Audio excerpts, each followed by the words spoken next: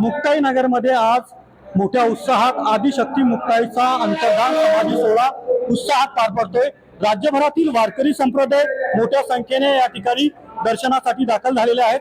आपण जर पाहिलं तर उत्तर महाराष्ट्रासह या ठिकाणी अत्यंत महत्त्वाचा आदिशक्ती मुक्ताईचा 729वा हा अंतर्धान समाधी सोहळा उत्सव सोहळा पार पडतोय। या उत्सव सोहळ्याला आदिशक्ती मुक्ताईच्या उत्सव सोहळ्याला पंढरपूरवरून विठुरायाच्या पादुका आलेल्या आहेत। तर पंढरपूरहून या देखील नामदेव महाराजांच्या पादुका, त्र्यंबकेश्वरवरून या ठिकाणी निवृत्तीनाथांच्या पादुका मुक्ताई नगरमध्ये दाखल झालेल्या आहेत। राज्यभरातील वारकरी संप्रदाय या ठिकाणी दर्शनासाठी दाखल झालेले आहेत।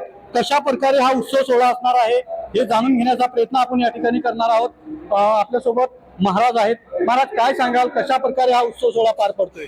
आदिशक्ती मुक्ताईचा हा 729वा समाधी सोहळा आता संत श्रेष्ठ नामदेव महाराजांचे 16वे वंशज केशवदास नामदास महाराज यांच्या कीर्तनाने या ठिकाणी चालू आहे। लाखो वारकरी, हजारो दिंड्या या ठिकाणी आलेल्या आहे।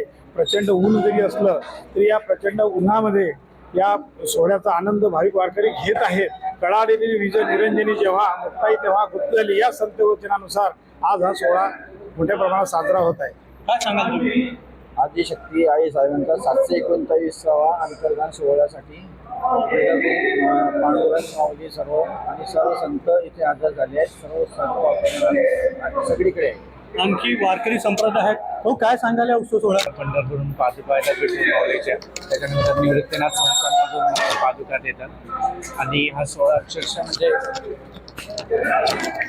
वारकरी संप्रदाय राज्यभरातून आलेले आहेत। हो, राज्यभरातून वारकरी संप्रदाय आलेले आहे। महाराष्ट्र, मध्य प्रदेश, विदर्भातून सर्व वारकरी यातून दिंड्या घेऊन येतात। आपण जर पाहिलं तर आदिशक्ती मुक्ताईच्या या उत्सव सोहळ्याला राज्यभरातील वारकरी संप्रदाय दाखल झालेले आहेत। हा उत्सव सोहळा अत्यंत महत्त्वाचा उत्सव सोहळा आणि टाळ मृदुंगाचा गजर आदिशक्ती मुक्ताईच्या या मंदिर प्रसंगी पाहायला मिळतोय।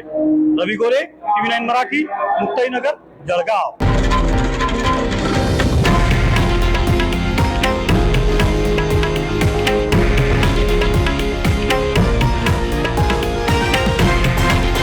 हे आहे देशातील नंबर 1 न्यूज नेटवर्क आणि आपण पाहत आहात TV9 मराठी, एकमेव।